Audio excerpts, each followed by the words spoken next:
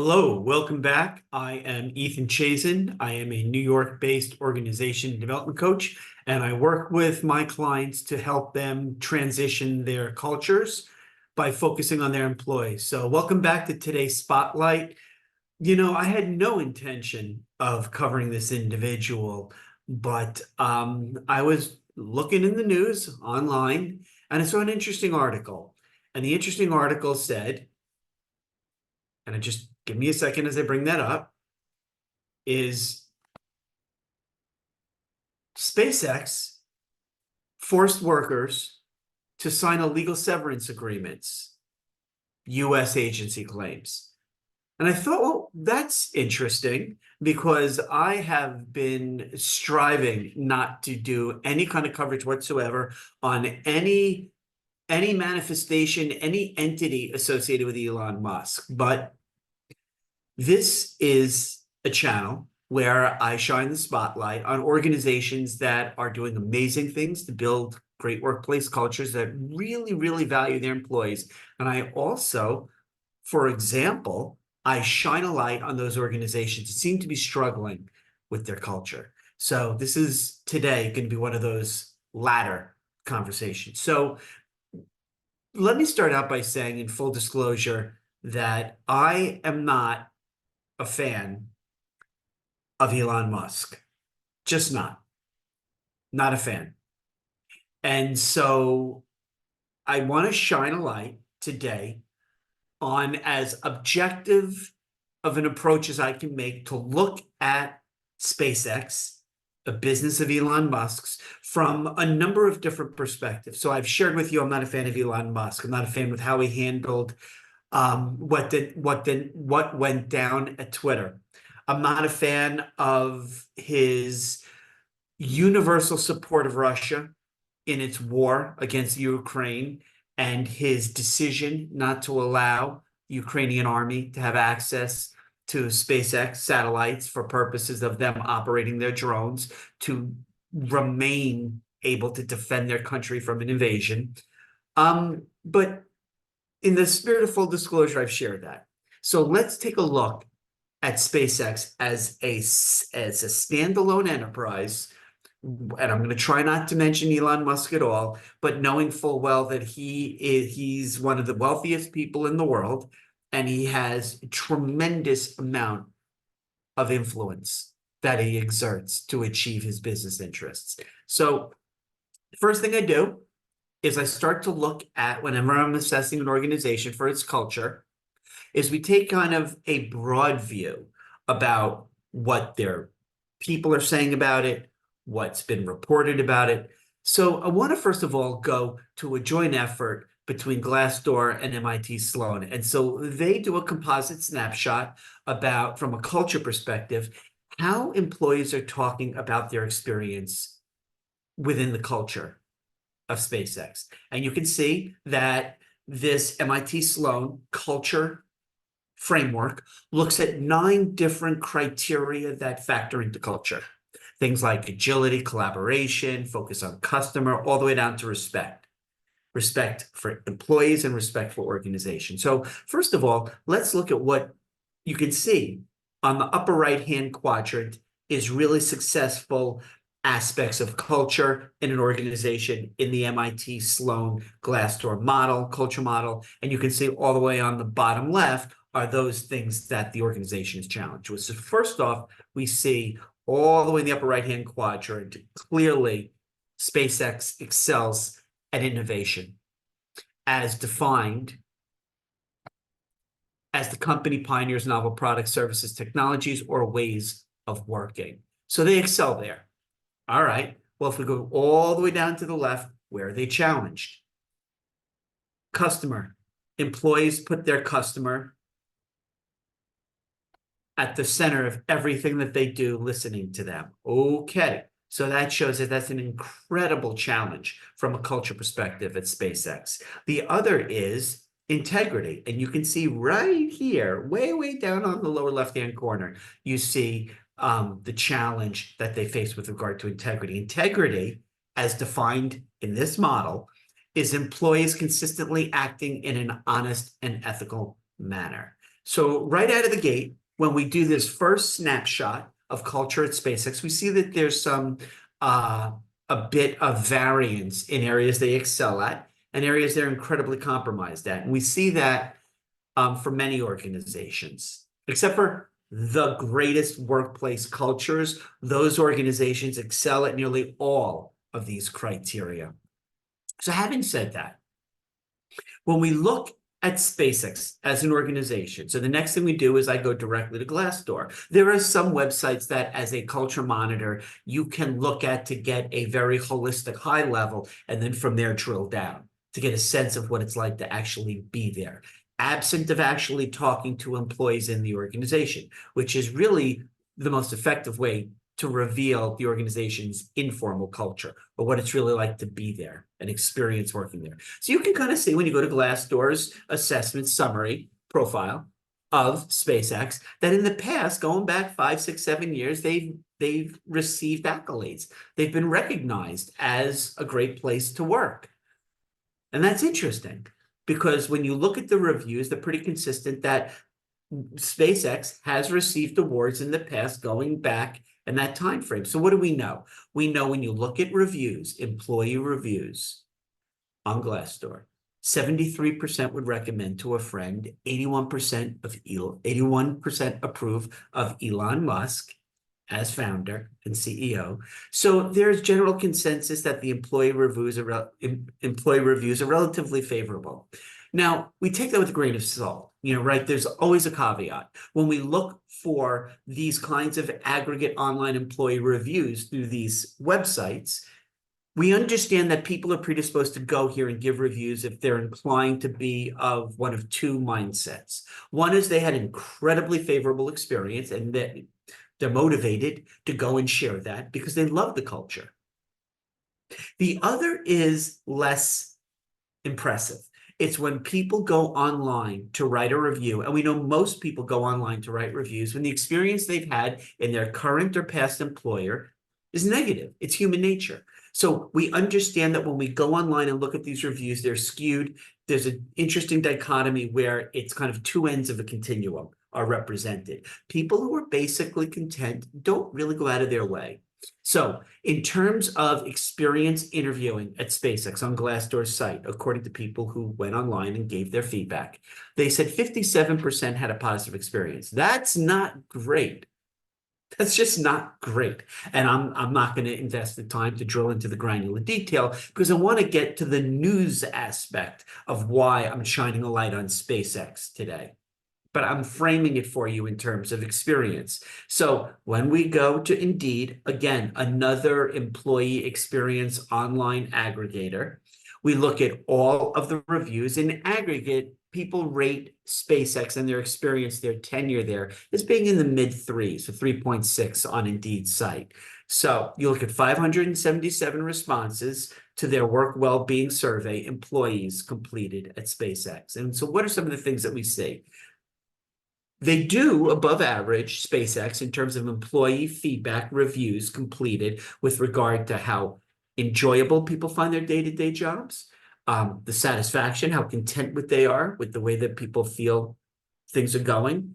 And they're also above average, SpaceX, in the aggregate in terms of employee reviews, in terms of how meaningful people find their work, how manageable people find their work stress is below average. And that's kind of fascinating. And again, it's just an initial overlay.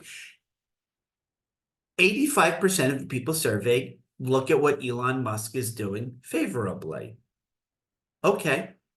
And I'll get to an observation momentarily as we kind of drill down so you can kind of get the feedback and you can get some additional information if you go to Indeed's profile page for SpaceX. And as I said before, they typically, I'm now moving on to Comparably, which is another. So you've got Glassdoor, Indeed, and Comparably. These are the websites I typically go to when I'm asked by my clients to assess what people are saying about their culture, or if I'm working with executives in terms of thinking about their next career move, we start to frame a composite view of the informal culture of an organization when they've gone to a short list of desirable places that they're cherry picking how they want to reach out to them. So I go to Comparably, and what do we see? 4.1%. A+ rating. for CEO Elon Musk. Wow. Perks and benefits, A minus. Outlook of employees to the future of SpaceX, A minus. Executive team, B. So this is fascinating. By now we're starting to see a consistent thread here, and it's a favorability rating that's very high, 75+%. A near majority of all employees surveyed across these channels have indicated positive feedback of Elon Musk. But let's dig a little bit deeper now. Now we start to get into more culture components. The employees who completed the assessment on the Comparably review site gave an aggregate score to SpaceX of C for diversity. Diverse employees at SpaceX have rated perks and benefits, CEO rating, and Outlook as the highest categories. Okay, but where are they challenged as a culture in terms of when we look at the holistic set of attributes that constitute an organization's workplace culture? Women at SpaceX, and please make a mental note, women at SpaceX have rated the organization as C+. Okay. SpaceX employees are 27% more likely to recommend SpaceX as a great place to work. Okay, what does that mean? I've mentioned in previous videos, but you may not have watched them, and shame on you if you haven't, but I've mentioned this thing called the Net Employee Promoter Score. So whether you do this with employees or clients, it's the same model. You ask somebody, in this case, an employee, how likely are you to refer somebody you know to potentially come work at SpaceX? If on a scale of 1 to 10, 1 is low, like heck no, I would never, I hated my time there, to 10, absolutely, had an amazing experience. I love working there in a heartbeat. Just ask me who you need. So on a scale of 1 to 10, a 1 to 6 is absolutely not. No way in the world I would remotely consider promoting somebody. And those are detractors. That's nearly 3 out of 10. Passives are somebody who's literally sweetened. They're neutral. There's somebody who says on a scale of 1 to 10, 7 or 8, meaning you could push them if you do bad things to be hostile towards you, or you could push them to be favorable if you do things to encourage them. But right now they're sitting there as 15%. They're passive. They're 7s and 8s. The promoters are those people who say on a scale of 1 to 10, 1 low, 10 high, a 9 or 10. Absolutely. So promoters are 56% of all employees surveyed at SpaceX, and that is not great. That's not great. A little more than half of all people surveyed said they would promote people. So, okay. So now we're starting to get, I hope we're starting to get a composite. But when we look at the same ways we looked at the MIT Sloan Glassdoor model with the 9 factors, and we looked at kind of the spread of whether they had a great results in terms of employee reviews as far as those 9 aspects of culture. Here we've got overall company culture is a B, CEO rating A+, gender C+, diversity C. Happiness is a B. They do well on future outlook and perks and benefits, but professional development is a C+, and you see manager is a C+, and the employee net promoter score is a 27. We just talked about that. Retention's a B. So now you're getting starting to get a flavor for the way that employees in the aggregate look at their time at SpaceX. And so that's going to frame the next part. I want to go to something that just caught my eye. And this is something that I just saw that triggered in me the need to shine a spotlight on SpaceX. And I said I wasn't going to ever do any kind of assessment of any company that Elon Musk founded and is leading. But this really, really got me. According to news reporting from Reuters, which was just 2 days ago, so last Thursday, SpaceX forced workers to sign illegal severance agreements, a U.S. government agency claims. So what does that mean? So I want to read this a little bit to you, Daniel Weissner's article in Reuters. Elon Musk SpaceX has been accused by a U.S. labor agency of requiring employees who were laid off is not for cause, or fired. they're terminated from the rocket and satellite maker to sign an unlawful, meaning it was illegal, agreement that prevented the employee from speaking negatively about SpaceX, and they were not allowed, as part of the severance agreement, to join any class action lawsuit against them. Think about what that says, okay? Think about what that tells you about an organization that, as they're kicking people out the door, you know how I feel about terminating employees. I'm passionately against it as a talent, as a people strategy initiative. But they're kicking them out the door. They're making them sign an illegal agreement that says you can't talk negatively about us and you can't agree with other ex-employees to sue us. What the heck? So the complaint that was filed Wednesday by the National Labor Relations Board, NLRB, regional office out in Seattle, Washington. This lawsuit comes as SpaceX is already facing yet a different lawsuit before the NLRB, and has in turn filed a lawsuit claiming that the agency's structure, the very structure of SpaceX, violates the U.S. Constitution. What else? So let's dive a little bit deeper. So the Seattle office of NLRB, because SpaceX is headquartered in California, SpaceX is accused in this new complaint of requiring separated employees to sign severance agreements with confidentiality and non-disparagement clauses that prevent them from exercising their rights under U.S. labor law, the Labor Board said in a release last Thursday. Those provisions that SpaceX put in their illegal agreement are common in severance pacts signed by workers, but the NLRB has said such agreements must make it clear that a worker cannot waive their rights to advocate for better working conditions or file complaints with the NLRB.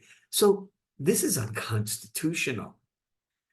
The NLRB said the complaint, which was not immediately available, also alleges that agreements that were signed by SpaceX employees to bring legal disputes in arbitration rather than court and forego participation in class action lawsuits against the company were illegal. Guess what?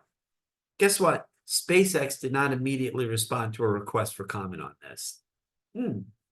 So this complaint is looking to force SpaceX to remove these agreements and block it from enforcing any agreements that any employee already signed.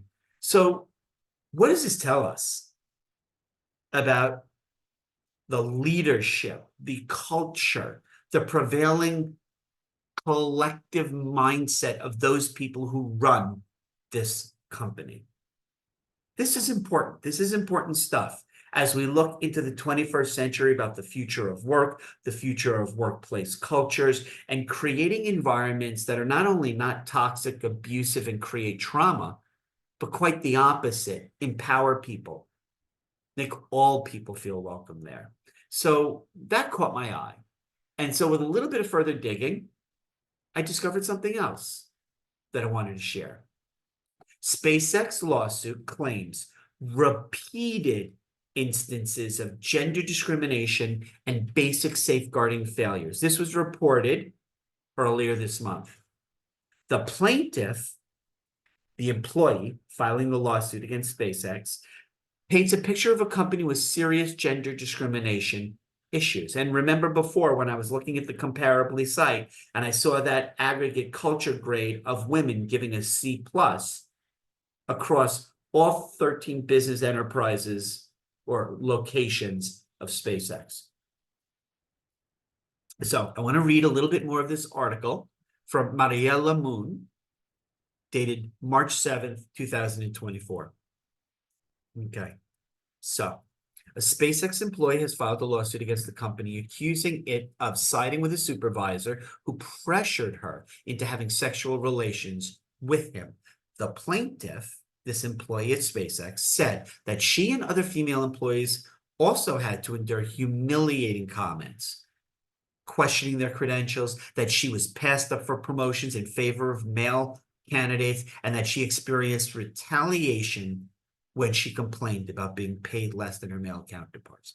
I'm not saying that this lawsuit filed is indicative of a toxic workplace culture across the entire organization called SpaceX. It's not what I'm saying. I'm saying the fact of how it was handled and what's being done by SpaceX is the true measure of how a culture responds to these kinds of internal employee crises. So the plaintiff has been working at the aerospace corporate headquarters since 2017, 7 years. According to her complaint, she experienced discrimination early on in her employment when she was passed up for job opportunities in favor of external male candidates. So she was passed up not even for internal male peers, but people outside the organization. Her male colleagues allegedly spread rumors about their female coworkers as well, claiming that they only got their jobs because of their looks. This female employee, and two of her female colleagues met to complain about the issues, an action that no male colleague or employee at SpaceX would ever feel the need to do to justify their hiring and stop such discriminatory practices, this lawsuit says. The SpaceX president, however, apparently did not take any action. So these are disconcerting, separate instances of life working at SpaceX. And it's important to understand that when we look at culture, everybody says, I don't know what culture means. There's so many definitions. I really can't put my finger on it. It's very simple. This isn't, no pun intended, rocket science. A culture is what it feels like for your employees to be there.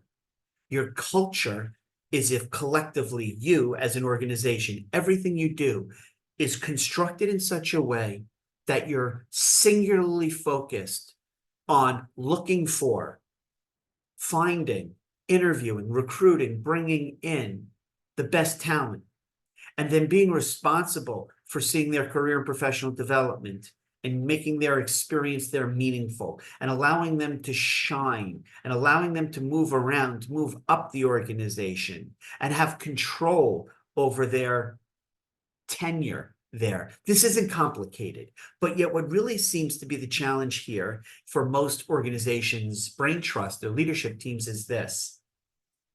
People are complicated. Human beings are messy and their interactions are messy. When you have an organization, once you have one person and you bring in the second, now you've got multiple people, you've got a whole bunch of humanistic interaction that complicates things. That's why so many senior management teams, when they have 3 levers to pull, they've got their strategy, they feel comfortable there. They've got operational efficiency, sure, they feel comfortable there. And then they have the third lever, which is the most powerful and the one least often engaged, is their collective people initiatives. I'm going to suggest that if your organization is not pathologically committed to focusing on the people, your organization is dead. It's just a question, not if, but when you'll atrophy, because as this American workforce transitions and we see tens of thousands of baby boomers and matures leaving the workforce every day, whether they leave or they're forced out, and you have the American workforce reconstituting with a much larger percentage. The largest, fastest growing category of workers in America are Gen Zs born between 1996 and 2010, and millennials born between 1980 and 1996. So these younger, less tenured people who are coming into the workforce have an entirely different expectation for the employee-employer relationship. And if you're not going to honor that and transform your culture, you're going to suffer. So thanks for coming in. Thanks for checking. If you like what I had to say about this case study, check out my playlist of other organizations that I'm looking at. Be sure to subscribe and like and share. You'll definitely help me out as I'm growing this online tribe community of people like me who are passionate about workplace culture. And you know what else? If you know of your organization or another organization that you'd like me to shine the light on, just let me know, reach out to me, and feel free to drop comments. I read and respond to all my comments. Thanks for stepping in, checking in today. Have a great day.